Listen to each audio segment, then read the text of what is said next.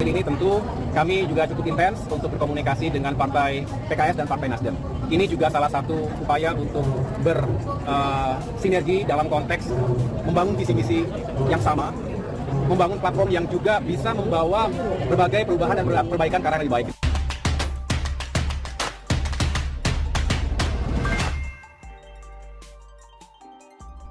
GR atau fakta?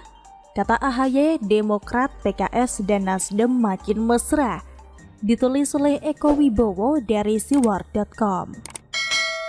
Ketua Umum Partai Demokrat Agus Harimurti Yudhoyono atau AHY mengungkapkan bahwa komunikasinya dengan Partai Nasdem dan Partai Keadilan Sejahtera atau PKS terus berproses.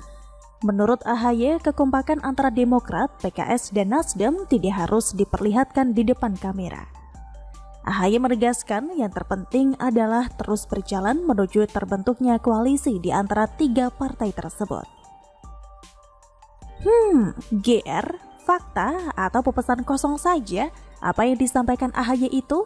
Karena sebaliknya memang tidak ada pertanda yang terlihat bahwa antar ketiganya tetap berproses dan menuju progres. Banyak hal yang tidak mendukung klaim AHY di atas. Pertama, sebagai calon sahabat dan rekan kerja, seharusnya ketiganya sedari sekarang sudah mulai menunjukkan keakrabannya. Biarpun hanya sebatas gimmick, tapi untuk ukuran politik Indonesia, hal seperti itu tidak salah bila dilakukan. Tidak ada. Misalnya ketika mendaftar ke KPU sebagai calon partai peserta pemilu 2024, ternyata ketiganya malah memilih berjalan masing-masing. Kan setidaknya bisa janjian selayaknya besti-besti kebanyakan. Ini malah Nasdem jalan sendiri, PKS ngeloyor sendiri, Demokrat yang paling belakangan juga sendiri. Bila Nasdem sendiri itu memang sedikit memperlihatkan DNA-nya sebagai sebuah partai yang acap kali menunjukkan sifat aktif dan bukan pengikor. Sementara PKS kesendiriannya juga bisa dimaknai jika masih dalam status bebas transfer dalam tanda kutip.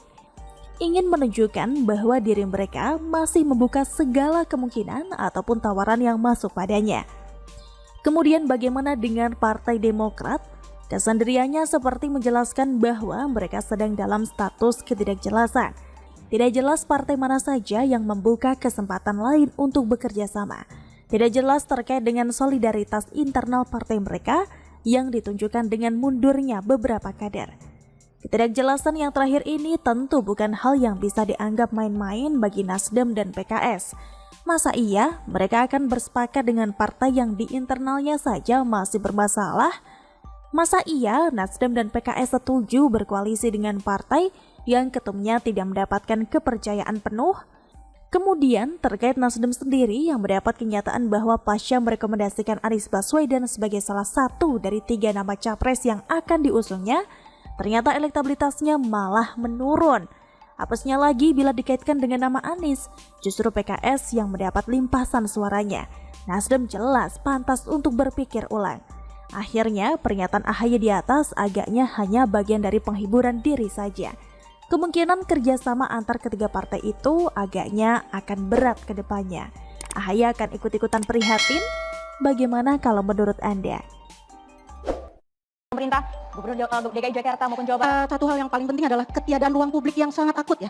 Karena banyak sekali tanah-tanah di semua provinsi. Saya kira itu kalau ada keseriusan dibikinin itu ruang publik ya. Jangan cuma ruang publik di tempat di pusat-pusat seperti Jakarta, Bandung, Surabaya. Digital.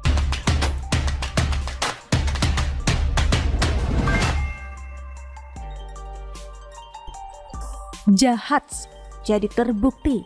Neno Warisman tipu warga DKI demi untuk menangkan Anies. Ditulis oleh Ferry Patli dari siwar.com. Jalan hidup seseorang memang tidak ada yang tahu. Contohnya, siapa yang menyangka seorang Neno Warisman yang dulu dikenal sebagai penyanyi seksi, sekarang berubah menjadi politisi digoreng dadakan 5 ribuan. Tidak hanya profesinya yang berubah, penampilan Neno juga berubah total. Kini ia sering tampil pakai hijab yang tebalnya selangit, lebih tebal dari hijab Ukti PKS. Untuk pelampiasan nafsu politiknya itu, Neno lantas bergabung ke Partai Umat. Tapi belum juga Partai Umat mendaftar ke KPU, ia sudah mengundurkan diri dari partai tersebut. Konon katanya sih, Neno gak cocok dengan gaya Amin Rais dalam mengatur Partai Umat. Hanya saja supaya gak kelihatan kalau dia gak suka sama mantan ketua umum PAN itu, Dibuatlah alasan pengen ngurus anak di Turki oleh Nino di surat pengunduran dirinya. Terbukti beberapa waktu lalu ia tampil di TV One bersama Bunge dan Haikal Hasan. Artinya apa? Kadrun Wati ini ada di Indonesia Ferguso, gak di Turki. Lagian juga kalau Nino masih tetap di Partai Umat, gak masalah juga dia tinggal di Turki. Palingan mengundurkan diri dari pengurus, cukup menjadi anggota biasa saja. Lah, yang ini tidak hanya jabatan wakil ketua majelis syuro partai itu yang ditinggalkan, tapi juga mundur dari keanggotaan Partai Umat. Jadi bisa dibilang si Nino ini memang sudah gak betah lagi di partai yang diketuai oleh menantu Amin Rais, Ridho Rahmadi itu. Nah, di samping pernah aktif jadi pengurus Partai Umat, Nino juga terlibat dalam memenangkan Anies Sandi di Pilkada DKI 2017 lalu. Lantas, apa yang dia lakukan supaya warga DKI memilih mantan Mendikbud pecatan tersebut? Seperti biasa, yang sering dilakukan oleh kadrun, yakni mengumbar janji manis.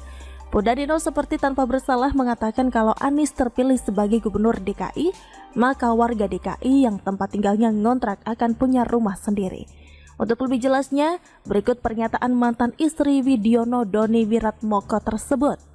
Saya mengimbau kepada seluruh warga Jakarta, kalau yang rumahnya masih ngontrak, sebentar lagi insya Allah kita udah tidak punya lagi rumah tunggakan istilahnya, tetapi kita sudah punya rumah sendiri.